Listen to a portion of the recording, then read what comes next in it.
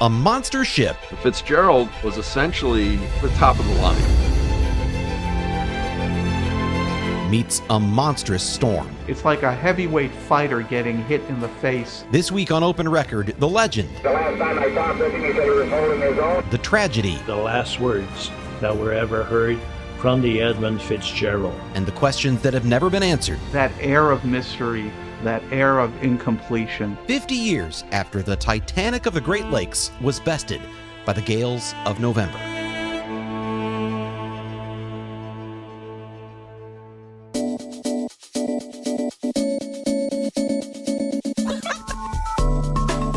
From the FOX6 studios, this is Open Record. I'm Bryan Polcyn, and I'm joined as always by Open Record's executive producer, Sarah Smith. Hello, Sarah. Hello. And we have a new guest here on the podcast. A welcome to FOX6 Senior Promotions Producer and now documentary filmmaker, Andrew Severson. Andrew, thank you for being here. Yeah, thanks for having me. So let me start. Well, actually, I'll start with this. We are recording this episode on Thursday, November 4th, 2025. By the time you see and hear this, it will be less than this. But as we record, we are 6 days away from the 50th anniversary of the sinking of the Edmund Fitzgerald, a then record-breaking Great Lakes freighter owned by Milwaukee's own Northwestern Mutual. I didn't know that until I started looking into this because of what you guys did. It capsized, and maybe it didn't capsize. That's the wrong word. You even told me that's not the right word. We know that it went down. How it went down is something we're going to talk about. In the far eastern end of Lake Superior, just outside of Whitefish Point, Michigan. That happened on November 10th, 1975. All 29 crew members aboard were killed. In a FOX6 News original production, Andrew and others have put together a 1-hour documentary that will premiere this Friday, November 7th at 7 p.m. It's also going to be available for streaming. You can watch it on our Fox Local app. You can watch it at the FOX6 News Milwaukee YouTube channel.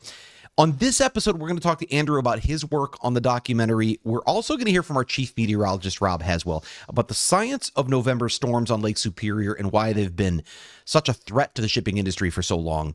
And we're also going to talk to Wes Olszewski. I love this guy. He is fantastic. A shipwreck historian and author of the book, The Witch of November. All of that begins when we come right back. We are back on Open Record. Andrew, your job, typically, part of it, is to promote the station, how we look on TV, some of the spots you see, the commercials, and to promote the work of individual reporters or anchors, right? Yeah. So, but this time, it's kind of the opposite. You and the Creative Services Department are the ones behind the work that's being promoted. So before we talk about what you did, let's talk to people about and get everyone up to speed about the basic facts of the Edmund Fitzgerald and the shipwreck. I mean, I think people from Wisconsin know this, right? They know that this is the big shipwreck. Yeah, well, I think it's interesting because myself included, I think a lot of people in Wisconsin and the Great Lakes region, I think everybody knows the song from Gordon Lightfoot, and I think I would hum a few bars, but I don't know if we can afford that. No, we can't. Like we're not going to. Yeah, that's almost like the extent of the knowledge for a lot of people. The wreck of the Edmund Fitzgerald. It was a song came out about a year after the shipwreck. Is that right? Or maybe even less than that. It was a huge hit. Yeah, everybody knows the tune. Yeah. So I think a lot of people, they know the song and that's the extent, and it might even be that they don't even realize that it was a real wreck.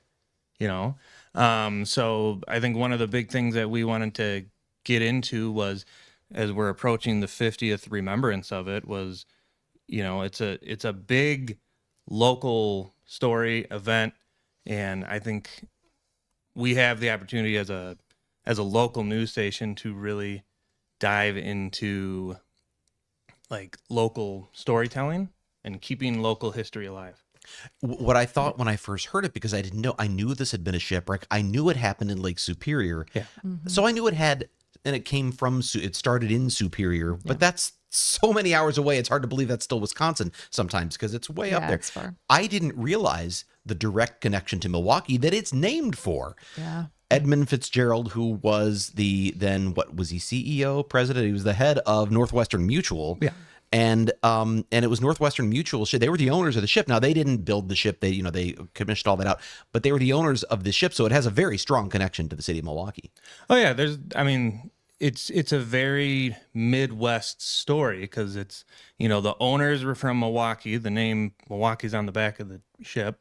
So, the owners are from Milwaukee, but they're bringing, taconite ore out of Minnesota and bringing it down into, Detroit and Toledo and all that. So it's called the Toledo Express, because of so many trips that it made to Toledo. So it's not just a Wisconsin story or a Minnesota story or it's all the Great Lakes, really.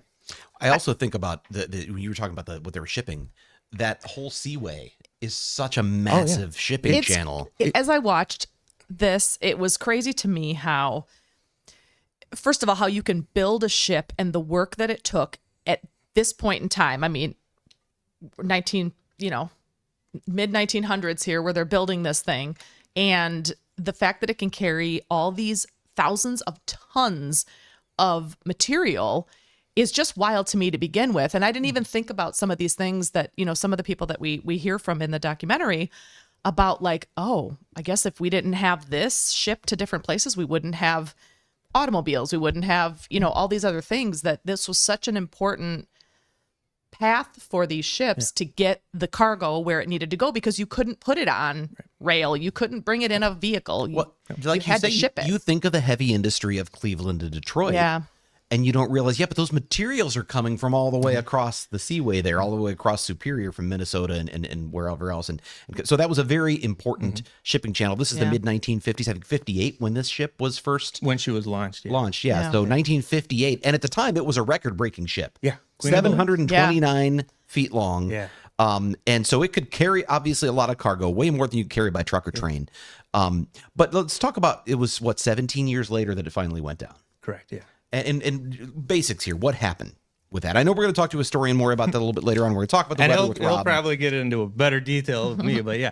I mean, and Wes brought this up really good, who we're going to talk to in a bit. Like, he brought this up really good in a documentary of mentioning that it wasn't just one thing that brought it down. It's a series of unfortunate accidents that all build up, leading to its fate, really. I mean, combination.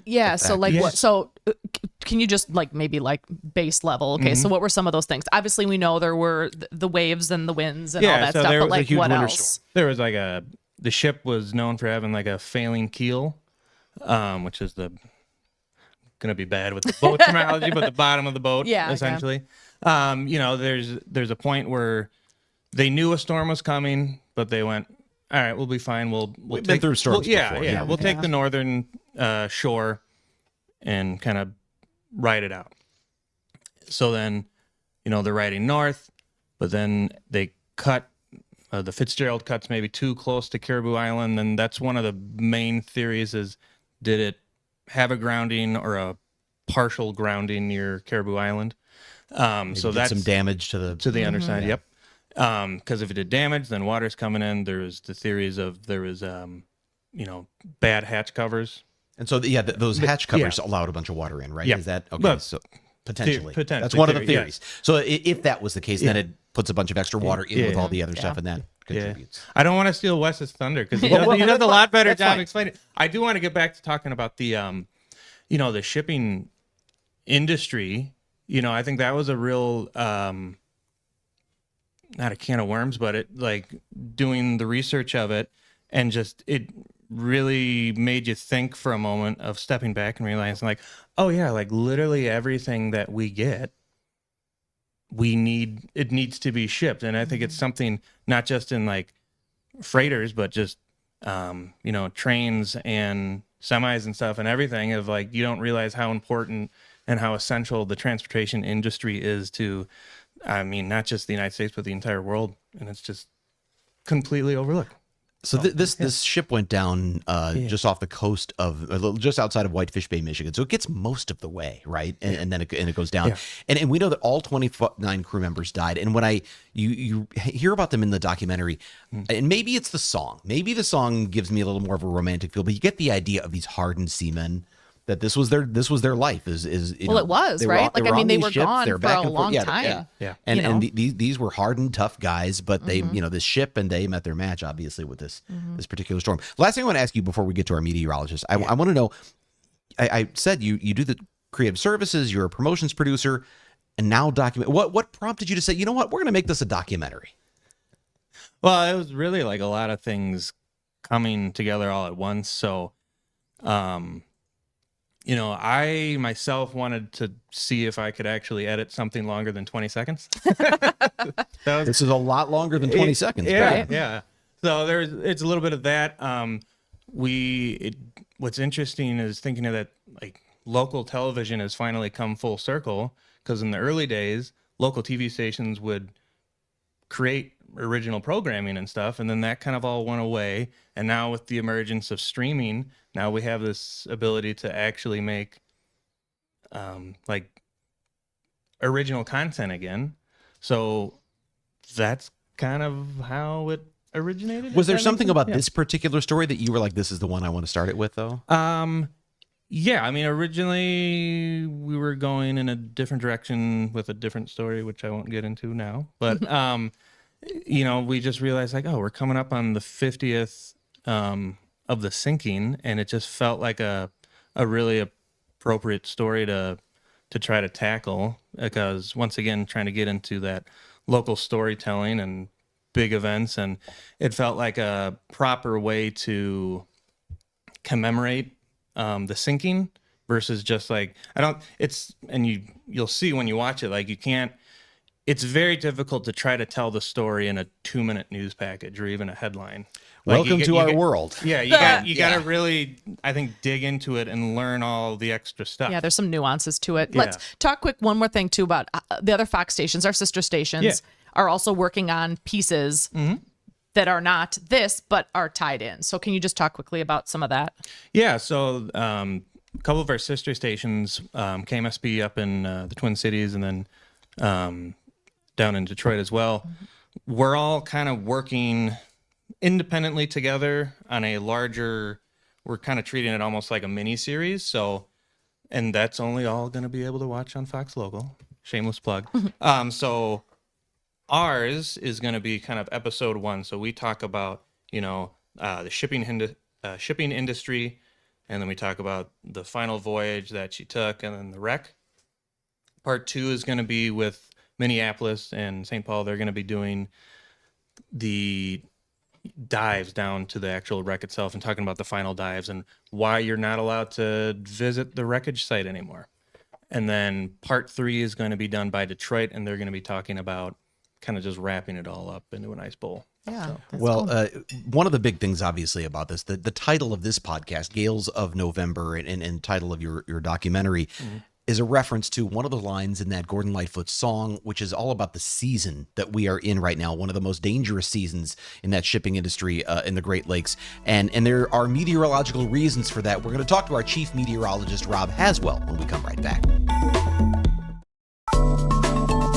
Welcome back to Open Record. We introduce our meteorologist, Rob Haswell. Welcome back here to Open Record. Thanks for being here, Rob. Hey, thanks for having me back. It's obviously, a big weather story. There's a lot of angles to this, and there's also a lot of history to it as well.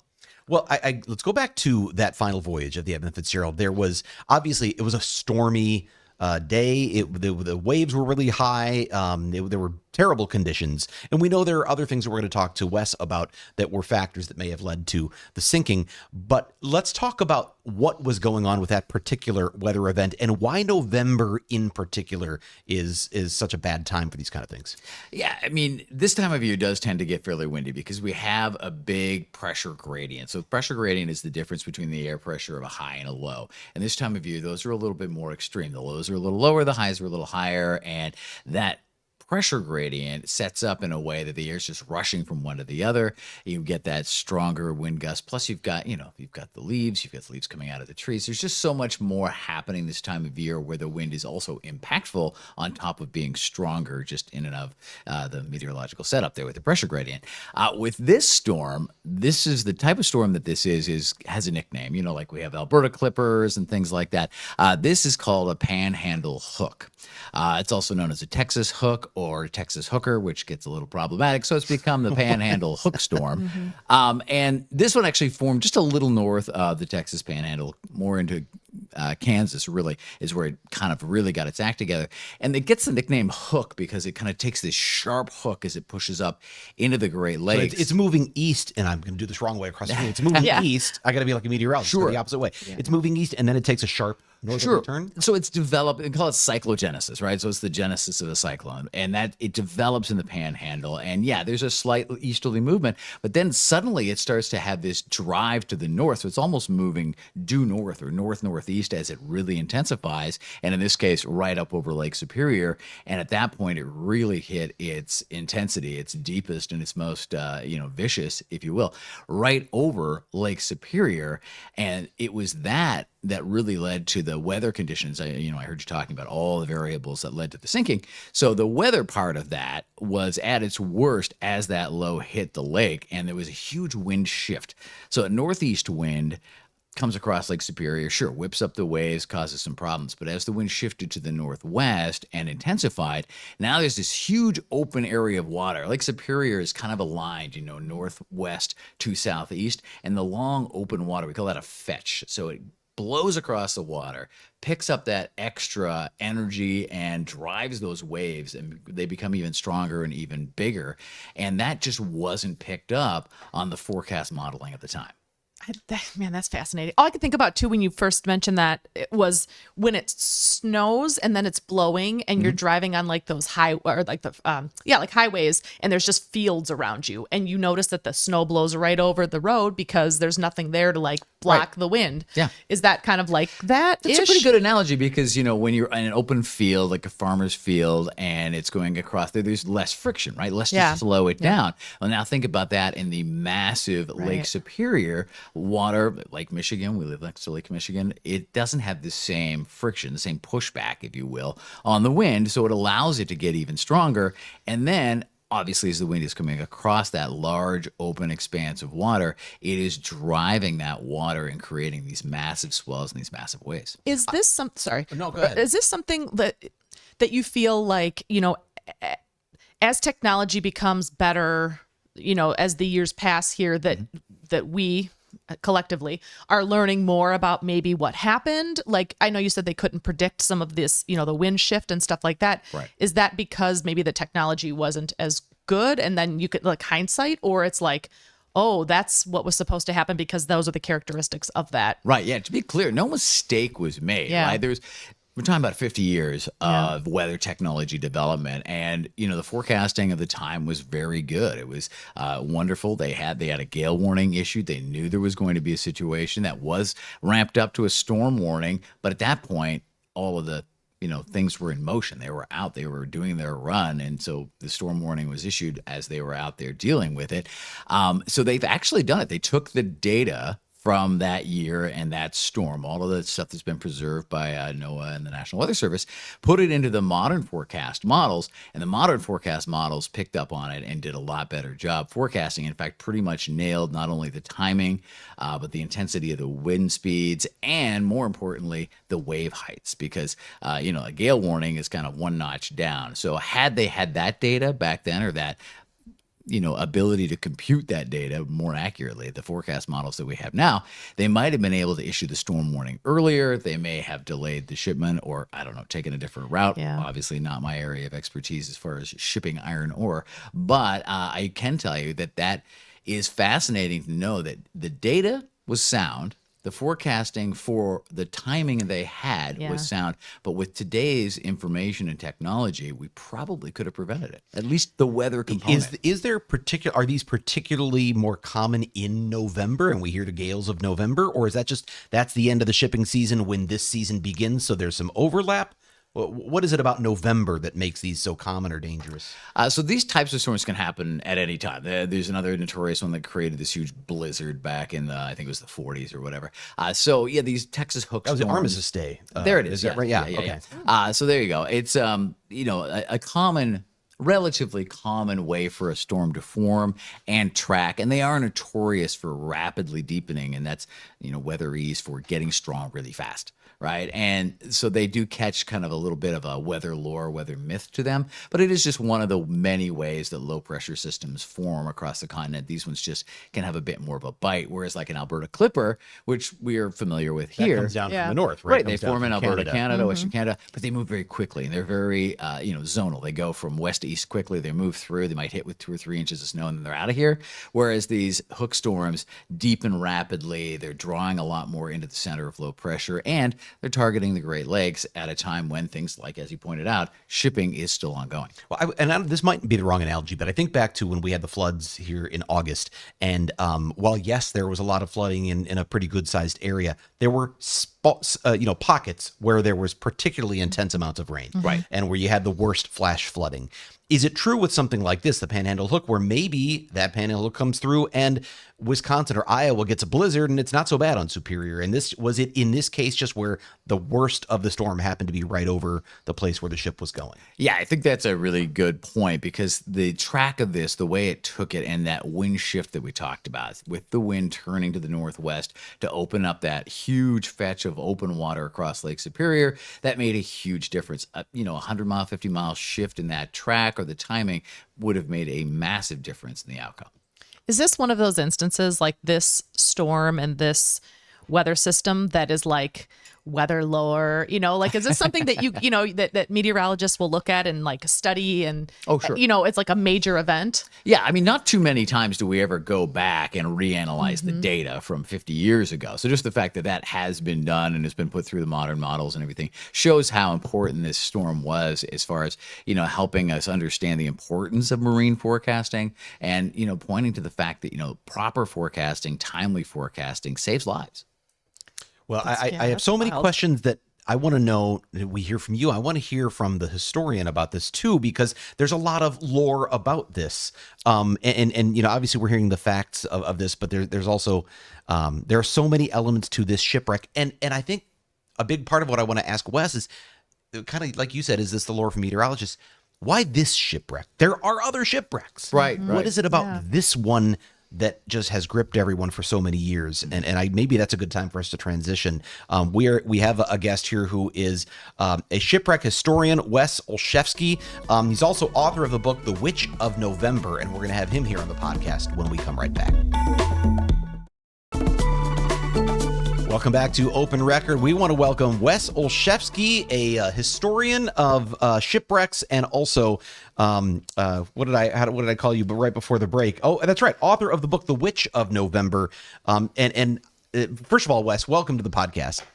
Oh, yeah, good to be here. I'm an author of actually 21 books on Great Lakes maritime history and Holy shipwrecks. buckets. I undersold it. Sure did. My book, you brought up the point. My book, The Witch of November, is not about the Edmund Fitzgerald.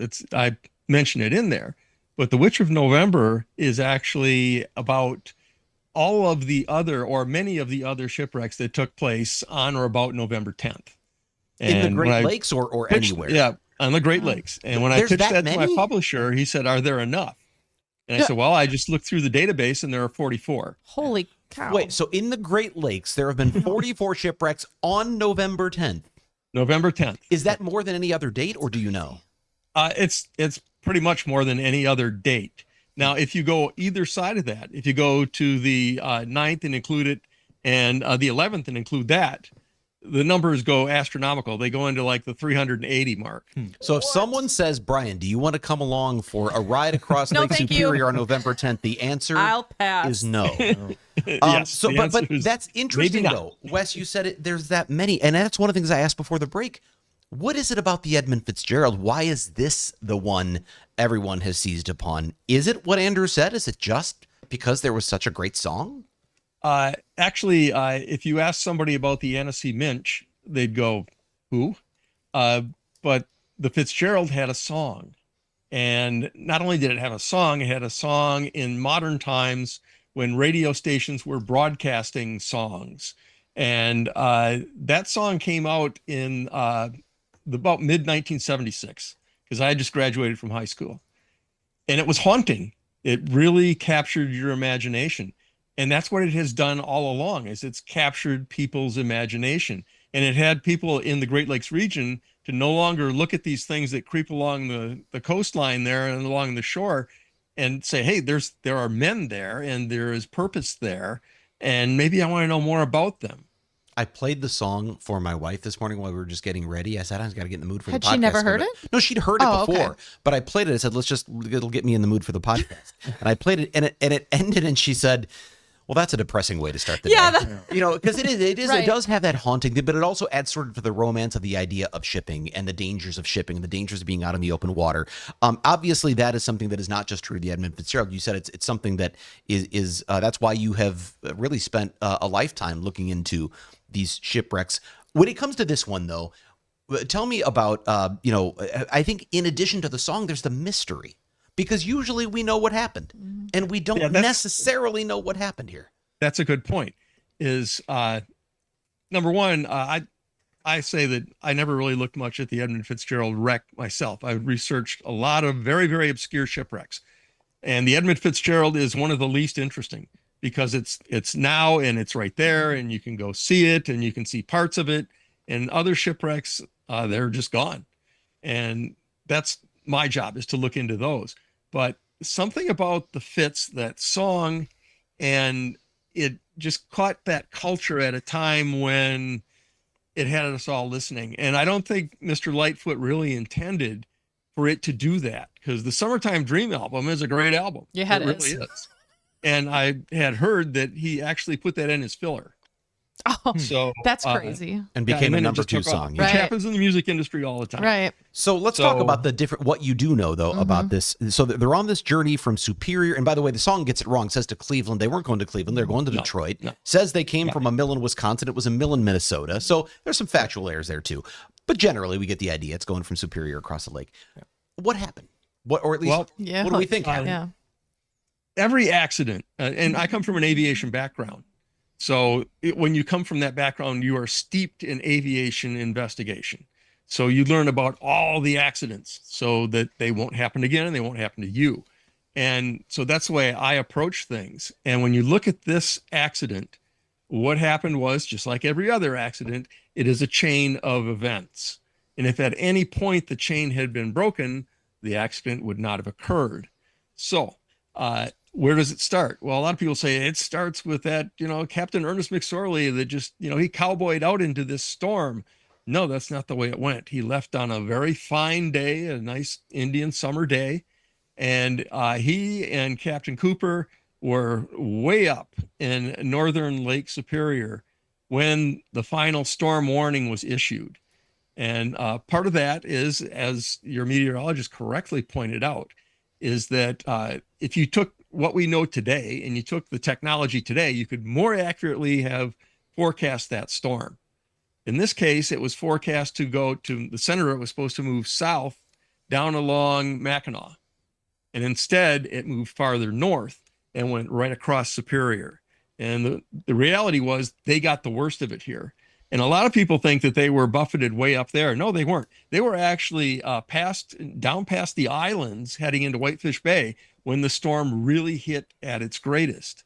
And that's where they really got buffeted. And then you ended up with a lot of problems that came up on the Fitz. He lost his radar. The storm had wiped out Whitefish Point's radio signals. So the beacon was on, but you couldn't see it through the snow. But the radio signals that they would use to triangulate and get their position without radar was gone. So that was a problem too. So we add that element in. And so he had not asked the Anderson for directions from his lost radar until he was past the point where we think that he may have shoaled. So that's another topic of discussion. And then going down past Caribou Island is where they got the worst of it. And that's where the storm really took over and where the flooding came in and the list came in. And Captain McSorley said on the radio that he told, I think, one of the Salties, that this is the highest waves he's ever seen. Well, if you look at it, if your boat is sinking, the waves look like they're higher. And these guys, they routinely go through a lot of weather. and they just take it as a matter of routine. So there was really no panic. But when he said he had a fence down, that's the railing that runs, the wire railing that runs along the vessel, that was really nothing big. When he said he lost some vents, okay, well, that's a problem. When he said he had his pumps running because he was taking on water and he had a list. The list is the bad part. When you take on a list, that's when you're looking at doom. So what happened is all these factors compiled and they all fell on top of the Fitz and Captain McSorley and his crew. Andrew, in your documentary, there's one of the people you interviewed who actually said something about, there were questions about the build of the ship, which was new technology. They welded it instead of using rivets, which made it lighter, right? So you could carry more freight. But then that became the natural question. Well, was it the welds that gave? I mean, it seems like there's all these possible theories, but in many ways they're speculation, right? No one saw evidence that a particular weld failed. Yes. When it comes to welding, okay, welding of vessel hulls began in World War II. So it was not a huge brand new thing that came along. Starting in World War II, and it was proven in the Kaiser shipyard that were building Liberty ships, that welding went faster than riveting. And they made some mistakes then, and they made some mistakes with the early vessels on the lakes that were welded. And they had to have a special strap put along their hull to reinforce where some of the welds were given up. But that was many years before the Fitz was constructed. So the welding, I would chalk that one off as a, nah, that's just me as a historian. I'd say, no, there's been a lot of welding of ships. The Arthur M. Anderson was running behind her. She had a welded hull. The Wilfred Sykes was out there running in the same storm. She had a welded hull. They both came through the storm okay. The William Clay Ford went out searching for the Fitz, and she had a welded hull. So you hear this thing about her keel knocking. Okay. I never looked into that very deeply, but if some people are saying it happened, well, maybe it happened. If it was anything bad, she had just done her inspection in April before she fit out. She had done an inspection on her spar deck, which is where all the hatches are located, just 2 weeks before this accident. I'm going to put Wes in the camp of I don't think it was the weld, right? Yeah, that's not the camp I'm in at all, because like I said, there's a lot of factors playing against that. And the fact is that there were other vessels out there that had welded hulls that were riding in the same seas, and they got through okay. And then there were two that were older than the Fitz that circled around and went back out into the same storm and searched. And one of those two was riding without cargo, and that was the William Clay Ford. And that's going to come up important later when we start talking about the broken in half theory. Well, let's talk about that. Like, because what is that? So we know that the ship was found in pieces, right, at the bottom of Lake Superior. Yes, it is in two pieces on the bottom of Lake Superior. About 120 feet of the midsection is just destroyed. So now let's look at broken in half. That goes back to the William H. Gilcher, 1892. She broke in half on Lake Superior, and only one survivor was out of the 21 crew. So, and then we go up to the Gilcher was on Lake Michigan, and then on the Western Reserve was on Lake Superior. She broke in half and one person survived. Then we have the Annecy Minch during the Armistice Day storm that you mentioned. She broke in half on Lake Michigan, and there were no survivors. And then the Carl D. Bradley broke in half on Lake Michigan, and there were two survivors. And then the Daniel J. Morrell in November of 1966 broke in half on Lake Huron, and there was only one survivor. That was my good buddy, Dennis Hale. He and I got to be friends later in life. But anyway, you go through all of these, and there's one common factor of all of these steel-hulled Lakers that broke in half. And that is they were all running without cargo. There is not a single incident in history of a steel-hulled freighter on the Great Lakes breaking in half that was running with a load of iron ore. So how did it end up in pieces then if it didn't break in half? Okay, now if you take a look at the wreck site, and you take a look at the latest videos that are shown, and what you see is there's about a 400-foot trench that bow dug when it hit the bottom. And it sunk.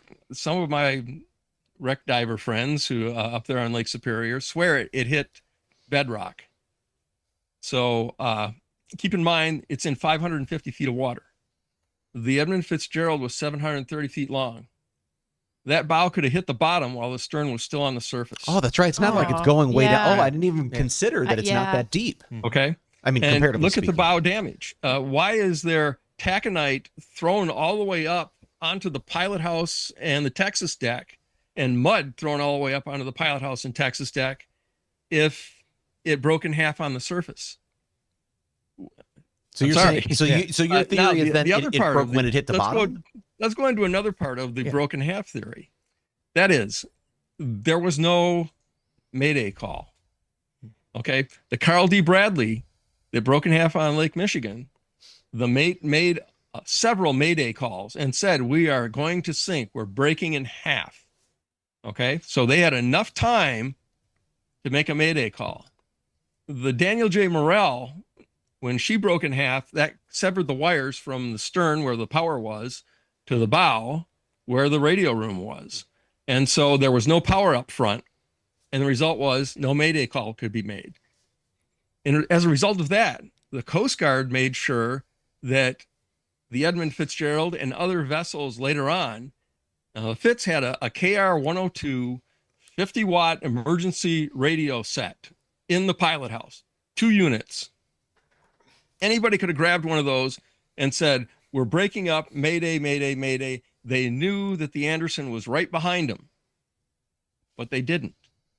There was no Mayday call, which says what?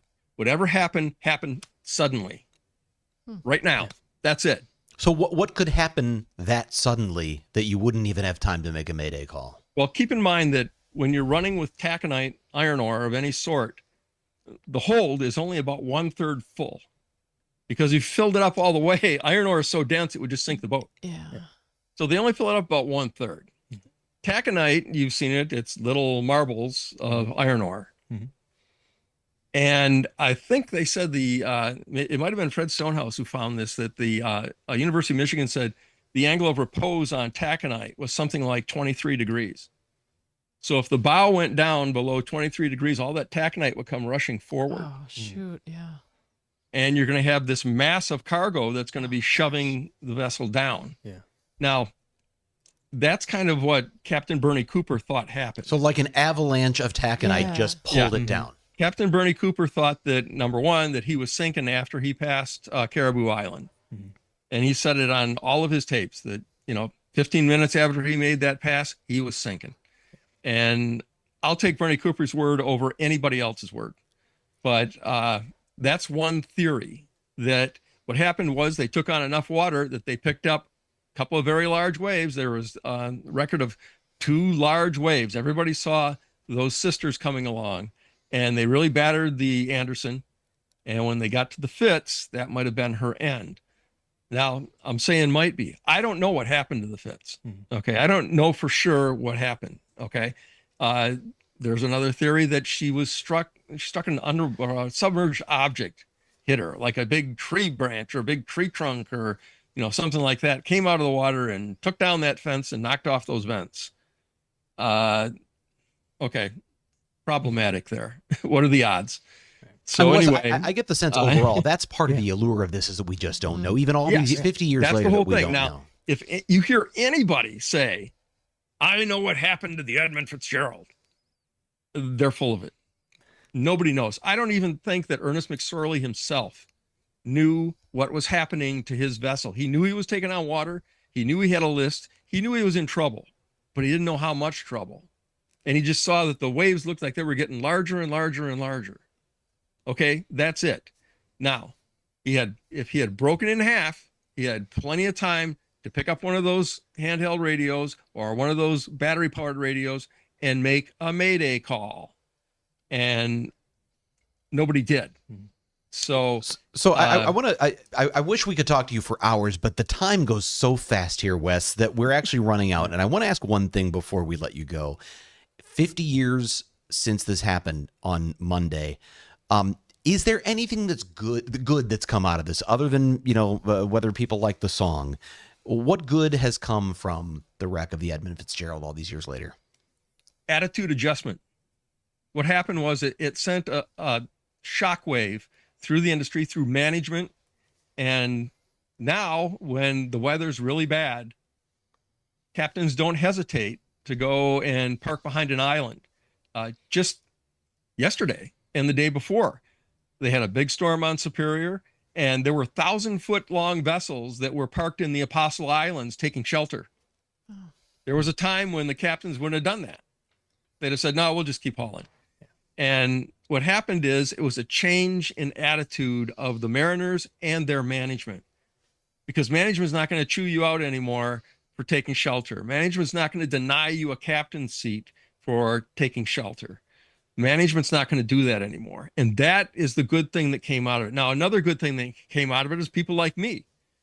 When I got hooked on the Fitzgerald song and I started looking into Great Lakes shipwrecks and stuff, the result has been all these models you see behind me that I do just for fun, and 21 books on the subject. So my latest is called Storms and Sailors, and it's right over here. And the one with the Fitzgerald on the cover is called The Witch of November. And that's the one that tells about the other wrecks that took place on or about 10th, November 10th. which is just still stunning to me. Wes Olszewski, we really appreciate your time. Thank you for the insight here into what happened to the Edmund Fitzgerald. Thanks for being here. Good to be there. We will take a break, and we're going to go off the record, but I want to remind you that Fox 6 presents Gales of November. It premieres Friday, November 7th at 7 p.m. on Fox 6 News, and you'll be able to see it on Fox Local and the Fox 6 News Milwaukee YouTube channel. We will go off the record right after this. And it is time for us to go off the record. This is the part of the podcast where we get a little more casual and have a little fun by answering a question that Sarah has for us. Andrew, this is your first time. Here we go. Are you nervous? Are you nervous? No, just a little. Don't be nervous. Okay, so we know I like to talk about food. Actually, my first question was, and this can be real quick, when do you decorate for Christmas? When? Oh, after Black Friday. Okay. Yeah. Typically. Yeah. Well, yeah. Or actually, for me, Thanksgiving Day after the meal's over, we go home and put up the Christmas tree. Yes. If we're eating at another relative's house or something. But as far as Christmas lights outdoor, I usually try to find if there's a warm weekend between now and Thanksgiving. You don't necessarily turn them on, right? It's gonna rain. Right. I know. It's gonna. I'm really worried about it's gonna rain and then it's gonna get cold and we don't have a good weekend to do it. Right. So and then all of a sudden you're nervous. like, no lights. Yeah. Okay. Very well. Okay. What ruins a really good burger? You already know my answer to this. Well Okay. done. Ruins a really good burger. Well done. Yeah. Okay. Yeah. All right. That's Gosh, fair. you're right. Yeah. Okay. Besides your hatred Besides of pickles. Yes. Besides pickles. I didn't even think that you were going to answer that, but yes. I guess. I think it's got to be. It's the meat itself. If you want a good burger, it's got to be a good juicy burger. I actually, for the first time ever, had a smash burger. I'd never had one before. Okay. Smash burger. And what I liked is it reminded me of the old school Steak and Shake. A little bit of crisp. Ooh, I like the a crisp. little bit of and, but very flavorful, very good. Okay. Have you made brat patties? I've not. No. I'm starting to do that a lot now.